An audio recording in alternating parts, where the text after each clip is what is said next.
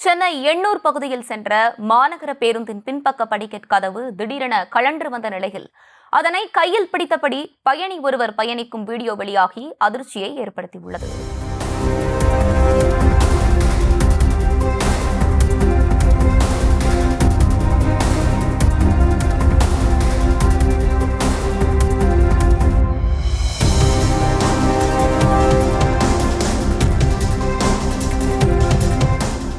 இது குறித்து கூடுதல் விவரங்களோடு இணைகிறார் எமது செய்தியாளர் பிரபு. பிரபு, வணக்கம். விரிவான விவரங்கள்.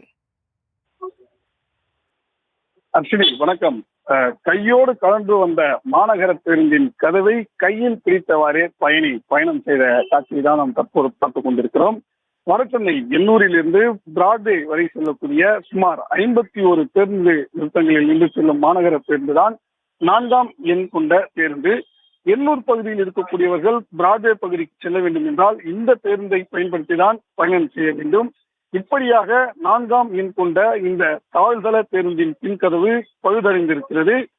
ஒரு பக்க கதவு கழன்று கையோடு வரும் நிலையில் உள்ளதால் பின்னால் படியில் நின்று பயணம் செய்யக்கூடிய பயணிகள் கதவை கையோடு பிடித்தவாறு தான் ஆபத்தான முறையில் பயணம் செய்திருக்கிறார்கள். இப்படியாகத்தான் பேருந்தின் பின்வாட்டில் நின்று பயணம் செய்திருந்த போது அந்த பேருந்தின் கதவானது கழன்றிருக்கிறது. அப்போது அங்கே பயணம் செய்து கொண்டிருந்த நபர் ஒருவர் அந்த பேருந்தின் கதவை கையில் பிடித்தவாறு ஒரு ஆபத்தான முறையில் பயணத்தை செய்திருக்கிறார்.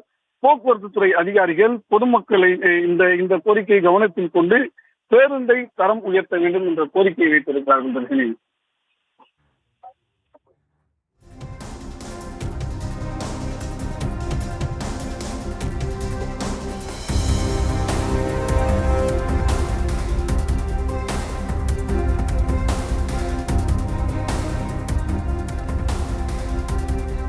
விவரங்களை வழங்கியமைக்கு நன்றி பிரபு.